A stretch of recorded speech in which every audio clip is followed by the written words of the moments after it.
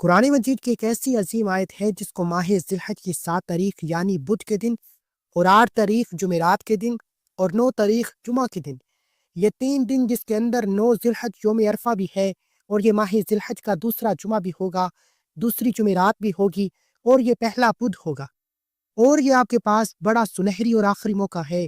جس نے اس سے فائدہ اٹھا لیا، نہ صرف 2 گھنٹے کے بعد کی سورہ مبارکہ پڑھنے کے، بلکہ 2 گھنٹے کے اندر اندر آپ کو ہر طرف سے پیسہ آتا ہوا نظر آئے گا، کیونکہ یہ عمل ایسا ہے جس کے ذریعے یا غنیوں اللہ غنی کرتا ہے، اور اللہ الصمد پڑھنے والے کو، جس نے اللہ الصمد کا یہ عمل کیا اور یا غنیوں اللہ سے غنا طلب کر لی، دولت طلب کر لی، غنی ہونے کا اللہ تعالیٰ سے سوال کر لیا، اللہ ان 3 دنوں میں اپنے اس بندے کو مالا مال فرما دیتا ہے، کیونکہ اس کے اندر یوم عرفہ موجود ہے، جمعرات کا دن موجود ہے، جمعہ کا دن موجود ہے، اور اس مہینے کے ماہ ذی الحج کے یہ سب سے عظیم دن ہے۔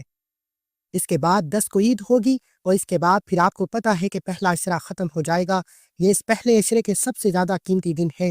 جس نے فائدہ اٹھانا ہے وہ ان دنوں سے فائدہ اٹھا لے، یہ عمل کر کے دیکھے، اس کی زندگی کیسے بدلتی ہے، اس کے حالات کیسے بدلتے ہیں، اس کی زندگی میں خوشیاں کیسے آتی ہیں۔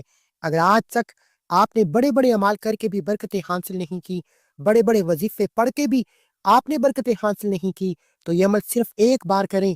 جس نے ماہ رمضان میں وظائف کیے، شوال میں وظائف کیے، آگے ذی القعدہ میں وظائف کیے، لیکن ابھی تک کامیابی نہیں ملی، اس کے پاس یہ بڑا سنہری موقع ہے جو ساری زندگی نہیں مل سکا، بڑے بڑے اعمال اور وظائف کرنے سے نہیں مل سکا، بس یہ وظیفہ کرنے کی دیر ہے۔ وہ جو بھی مانگتا جائے گا اس کو ملتا جائے گا، کیونکہ عمل انتہائی آسان ہے، عمل بڑا مجرب ہے۔ اب آپ نے ماہ ذی الحج کی اس بدھ یعنی کہ ماہ ذی الحج کے پہلے بدھ 7 تاریخ بدھ کا دن ہے، آگے جمعرات کے دن ہے، ہر شخص کو پتا ہے کہ اس دن کی کتنی فضیلت و برکت ہے۔ آگے پھر جمعے کا سارے دنوں کا سردار دن بھی یوم عرفہ بھی ہے۔ اب دیکھیے، عرفہ ماہ ذی الحج کے 9ویں دن کو کہا جاتا ہے، اور توجہ کے ساتھ 9 ذی الحج کے دن کو یوم عرفہ کہا جاتا ہے۔ یہ ہر ملک کے اعتبار سے ہوتا ہے۔ یوم عرفہ اب ہم پاکستان میں ہے تو یہاں جس دن 9 ذی الحج ہوگی وہ یوم عرفہ ہوگا، تو سعودیہ میں یا دیگر ملکوں میں جب وہاں پر 9 تاریخ ہوگی تو وہاں پر یوم عرفہ ہوگا۔ یہ اس کی ترتیب ہوتی ہے۔ یہ مسئلہ بھی میں نے آپ کو بتا دیا، آپ کو سمجھا دوں تاکہ آپ کو پتہ چل جائے۔ تو یہ وہ دن ہے جس کی دین اسلام میں بڑی اہمیت ہے۔ عرفہ، عرفہ کا نام سرزمین عرفات سے ماخذ ہے۔ یہ پہاڑوں کے درمیان ایک معلوم اور شناخت شدہ زمین ہے، اس کے لیے اسے عرفات کہا جاتا ہے، میدان عرفات کے نام سے جانا جاتا ہے۔ یوم عرفہ مسلمانوں کے ہاں افضل ترین ایام میں سے، اور ایک ایسی بہترین حدیث ہے، اس کے بارے میں حدیث مبارکہ بھی گواہ ہے، یعنی کہ مختلف اعمال ذکر ہوئے ہیں جن میں افضل ترین عمل اور دعا جو ہے میں آپ کو بتانے لگا ہوں، وہ دعا سب سے بہترین دعا اس دن کی، کیونکہ روایت میں ملتا ہے کہ یوم عرفہ اللہ تعالیٰ کی پہچان اور شناخت کا دن ہے، جس میں اللہ تعالیٰ نے اپنے بندوں کو اپنی عبادت اور عطائیت کی دعوت دی۔ اس دن حجاج کرام یعنی کہ حج کرنے والے لوگ میدان افراد میں جمع ہوتے ہیں اور دعا اور استغفار کے ساتھ حج جیسے فریضے کی ادائیگی کی توفیق نصیب ہونے پر خدا کا شکر بجا لاتے ہیں۔ تو یہ وہ عمل ہے جس کے ذریعے اللہ تعالیٰ حج کرنے والے کی حج کو قبول فرماتا ہے۔ اللہ تعالیٰ کا وہ شکریہ ادا کرتے ہیں کہ اس نے ہمیں اپنے گھر کا دیدار عطا کیا، ہمیں حج کی توفیق دی۔ قرآن و سنت و رسول میں ذی الحج کے پہلے 10 دن، ان میں یوم عرفہ کی یہ فضیلت ہے کہ ایک عقل مند انسان کے لیے ضروری ہے کہ ان دنوں کو ضائع نہ کرے، اپنے لیے آخرت کے زیادہ راہ تیار کر لے۔ آخرت کا سما بھی تیار ہو جائے گا، دنیا بھی تمہاری بہترین ہو جائے گی، کیونکہ انتہائی طویل ترین اور سخت ترین اور مشکل ترین ہے آخرت کا سفر، ایسا سفر جس پر کوئی بھی سب کو جانا ہے، چاہے کوئی اس کی تیاری کرے یا نہ کرے۔ 9 ذی الحج کا دن اس اعتبار سے بھی بہت مبارک ہے کہ اس میں حج سے بڑا رکن وقوف عرفہ ہے، اور اس دن بے شمار لوگوں کی بخشش اور مغفرت کی جاتی ہے۔ جتنے لوگ میدان عرفات میں پہنچتے ہیں اللہ تعالیٰ ان کی بخشش فرما دیتا ہے، مگر اللہ تعالیٰ نے اس دن کی برکات سے غیر حاجیوں کو بھی محروم نہیں رکھا۔ ہم جیسے لوگ جو نہیں حج پر نہیں جا سکے، ایسے لوگوں کو بھی اللہ تعالیٰ نے اس کی برکت سے محروم نہیں رکھا۔ اس دن روزے کی عظیم و شان فضیلت مقرر کر کے سب کو اس دن کی فضیلت سے اپنی شان کے مطابق مستفید ہونے کا موقع عطا فرما دیا۔ دوستو، اس لیے علماء کے اس بارے میں 3 اقوال موجود ہیں۔ حضرت ابراہیم علیہ السلام کو 8 ذی الحج کی رات خواب میں نظر آیا کہ وہ اپنے بیٹے کو ذبح کر رہے ہیں، تو ان کو اس خواب کے اللہ تعالیٰ کی طرف سے ہونے या होने में कुछ तरद्दुद हुआ, यानी कि ख्वाब होने का शायद ये अल्लाह की तरफ से ना हो, और एक ये हो सकता है कि अल्लाह की तरफ से तरद्दुद हुआ। फिर 9 ज़िलहज को दोबारा यही ख्वाब इन्होंने देखा, तो इनको यकीन हो गया कि ये ख्वाब अल्लाह ताला की तरफ से है। चूंकि इब्राहिम को ये मार्फत, ये पहचान 9 ज़िलहज को हासिल हुई, इस वजह से इसको यौम अरफा भी कहा जाता है। एक कौल ये है कि अब सबसे पहले हम इस दिन के बारे में चंद बातें कर लेते हैं।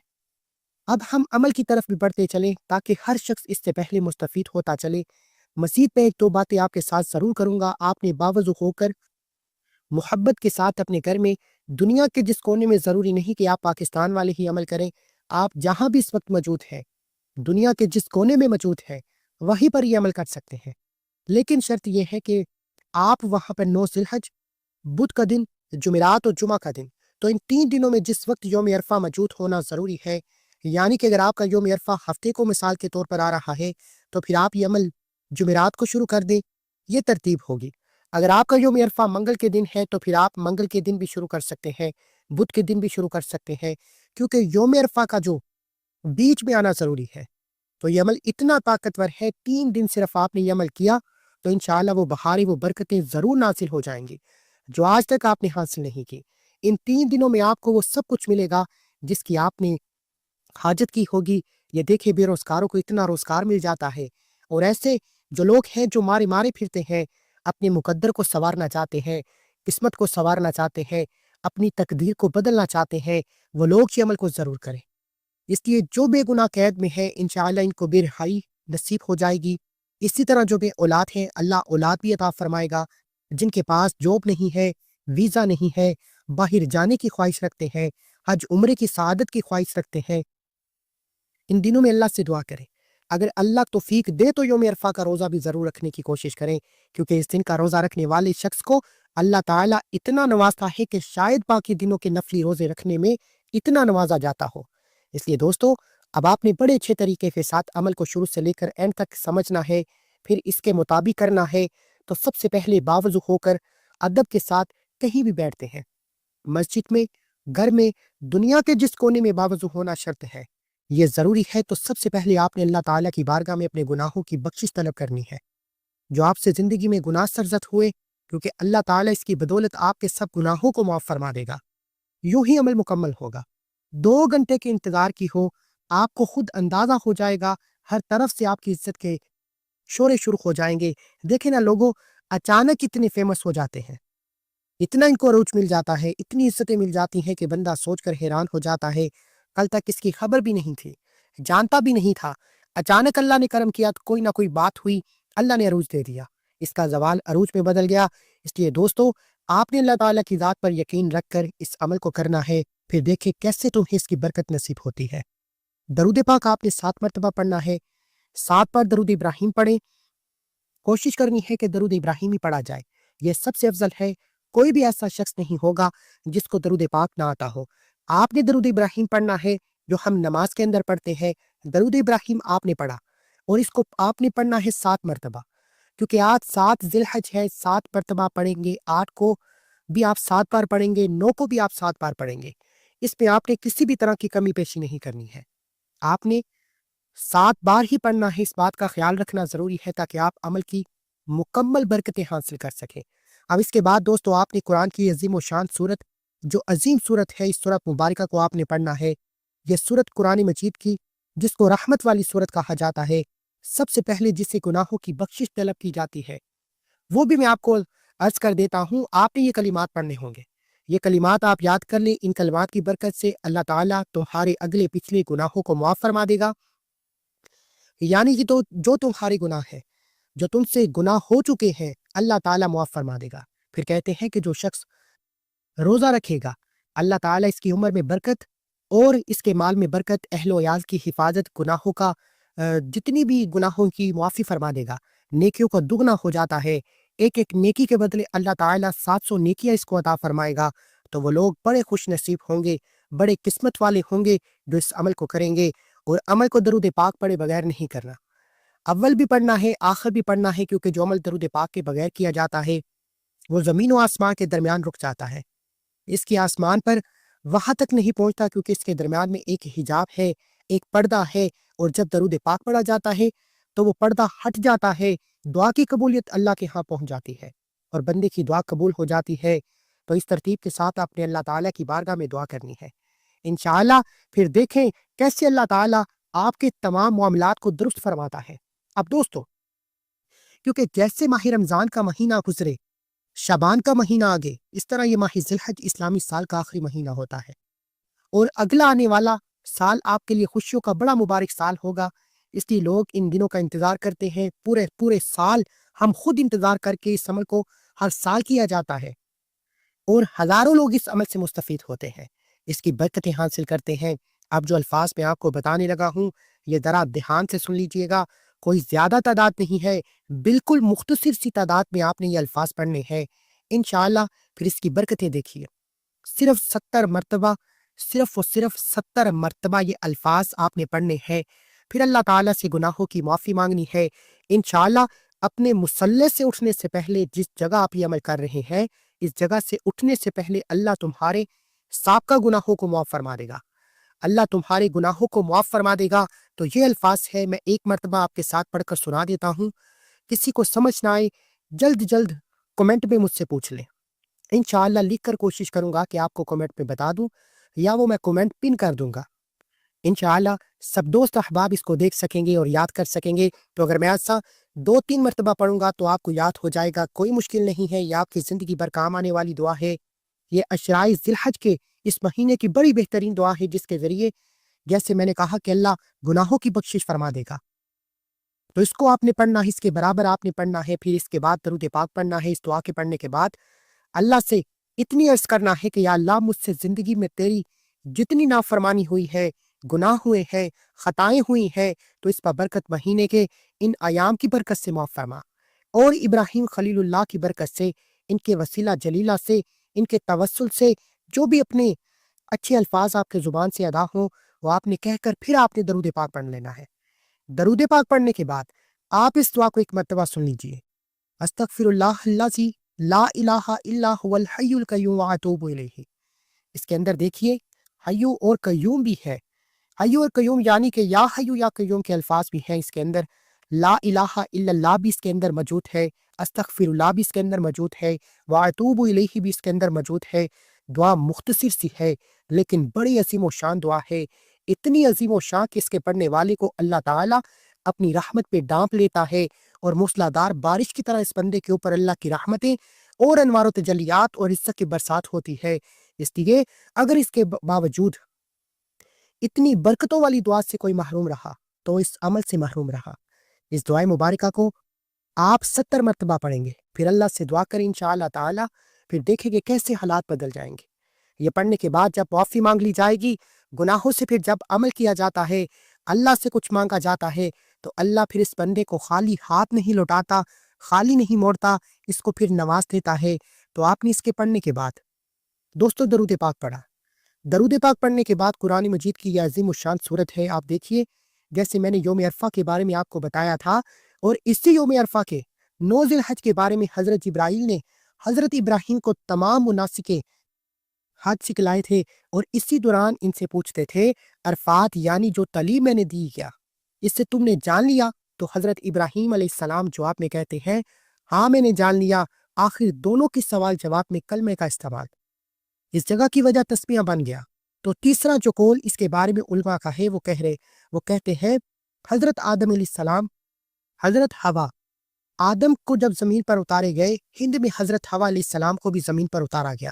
تو اس دنیا میں آنے کے بعد دونوں جس مقام پر سب سے پہلے ملے، ایک دوسرے کو پہچانا تھا، اس جگہ کو میدان عرفات کہا جاتا ہے، کیونکہ یہاں ابراہیم علیہ السلام آپس میں ملاقات ہوئی، زمین پر آنے کے بعد تو پھر یہاں آپس میں پہچان ہوئی، تو اس لیے عرفات کا مطلب بھی پہچان ہے۔ تو انہوں نے پہچان لیا، اس لیے اس دن کو اس قدر مقام، اس مرتبے والا دن کہا جاتا ہے۔ تو اس لیے دوستو یہ بڑا عظیم و شان دن ہے، اس لیے ہمیں چاہیے کہ اس کو غفلت میں نہ گزاریں، سستی نہ کریں۔ اگر آپ نے ماہ ذی الحج کے جتنے بھی جو 5-6 دن گزرے ہیں ان کی برکتیں حاصل نہیں کی تو آپ جلدی سے یہ دن نہ گزاریں، آپ سے پھر پورے مہینے کی برکتوں سے محروم رہ جائیں گے، کیونکہ حضرت عائشہ صدیقہ رضی اللہ عنہا اور بھی مختلف صحابہ کرام اور صحابی سے متعلق یہ بات ہے، اسی طرح کی فضیلتیں موجود ہیں۔ اب آپ نے دوستوں قرآن مجید کی وہ عظیم جس کو رحمت والی صورت کہا جاتا ہے، اس کو آپ نے پڑھنا ہے۔ بسم اللہ الرحمن الرحیم کے ساتھ آپ پڑھیں گے بسم اللہ الرحمن الرحیم، اس طرح آپ اس کو پڑھیں گے۔ اس سورہ مبارکہ کیونکہ یہ قرآن کی سب سے افضل ترین صورت ہے، اس میں کوئی شک نہیں، اس میں کوئی دوسری رائے نہیں، اس پر تمام کا اجتماع ہے کہ یہ قرآن کی عظیم شان و صورت ہے جس کو اللہ تعالیٰ نے، اللہ کے حبیب نے نور فرمایا ہے کہ یہ نور ہے جو اللہ تعالیٰ نے اپنے حبیب صلی اللہ علیہ وآلہ وسلم کو عطا کیا ہے۔ یہ تو وہ صورت ہے جس کے نازل ہونے پر شیطان بھی چیخے مار رہا تھا کہ ہائے، جو اس کو پڑھے گا اللہ اس کے تمام دکھ مصیبتوں کے دروازے بند کر دے گا، پریشانیوں کے دروازے بند کر دے گا، اپنی رحمت کے دروازے کھول دے گا۔ یہاں تک کہ اس کی 7 آیات ہے تو اللہ اس کے لیے جہنم کے 7 دروازوں کو بھی بند فرما دے گا۔ اس لیے یہ عرش کے نیچے خزانہ ہے جہاں سے یہ نازل ہوئی، تو اس لیے اس کے پڑھنے والے کو خزانے عطا کیے جاتے ہیں۔ جو چاہتا ہے کہ میری زندگی میں مجھے خزانے ملے، میری زندگی میں بہاریں آئیں، میری زندگی میں دکھ اور مصیبتیں ہمیشہ کے لیے ختم ہو جائے، تو اس سورہ مبارکہ کو اس ترتیب کے ساتھ پڑھیں تاکہ اللہ کا رحم اور اس کا فضل اس کے اوپر ہمیشہ کے لیے برستا رہے۔ اس کے بارے میں مفتی احمد یار خان نعیمیہ اور بہت بڑے بڑے بزرگوں، مفسرین، محدثین نے اس پر اپنا اپنا نقطہ نظر بیان فرمایا ہے، کیونکہ اس کے اندر وہ الفاظ موجود نہیں۔ اس سورت کو سورہ شفا کہا جاتا ہے۔ صحابہ کرام خود اس سورہ مبارکہ کو پڑھ کے دم کرتے تھے۔ اگر آپ کے گھر میں کوئی مریض بیمار ہے تو آپ یہ پانی کے اوپر دم کر کے اس کو پلائیں، یہ مکمل عمل کر لیں، اللہ تعالیٰ اس کو شفائے کامل عطا فرمائے گا۔ اس لیے اس جیسی عظیم صورتوں کی تو ہر کسی کو تلاش ہوتی ہے، اس جیسی عظیم عمل کی تو ہر کسی کو تلاش ہوتی ہے۔ اس لیے آپ نے اسی ترتیب کے ساتھ اس عمل کو کرنا ہے۔ اس سورہ مبارکہ کو بسم اللہ الرحمن الرحیم کے ساتھ ہی پڑھنا ہے۔ بغیر بسم اللہ کے آپ نے سورہ مبارکہ کی تلاوت نہیں کرنی، بسم اللہ کے ساتھ ہی کرنی ہے۔ اس کو آپ نے صرف اور صرف 11 مرتبہ پڑھنا ہے۔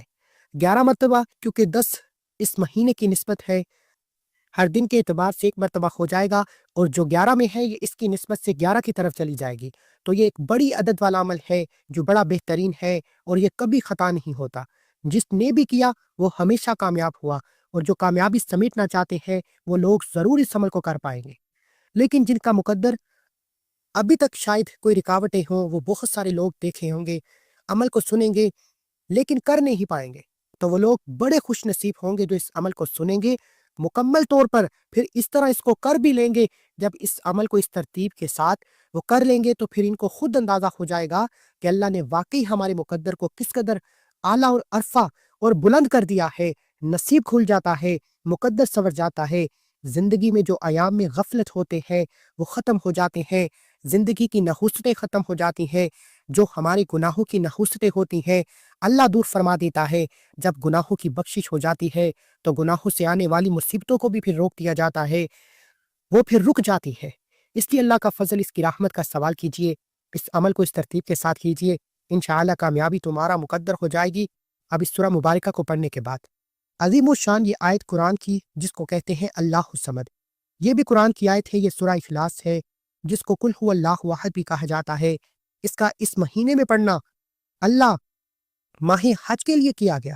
وہاں خانہ کعبہ کا طواف کرتے ہیں، حاجی حج کے دوران جاتے ہیں، وہاں خانہ کعبہ کا طواف کرتے ہیں، میدان عرفات میں جائیں گے، اپنے حج کے فریضے کو مکمل کریں گے۔ سورہ اخلاص کا ورد کرنا کیونکہ اس کے اندر اللہ کی توحید کا ذکر ہے، یہ مکمل توحید والی صورت ہے، اس کو سورہ توحید بھی کہتے ہیں، سورت توحید بھی یہ سورہ مبارکہ کو کہا جاتا ہے۔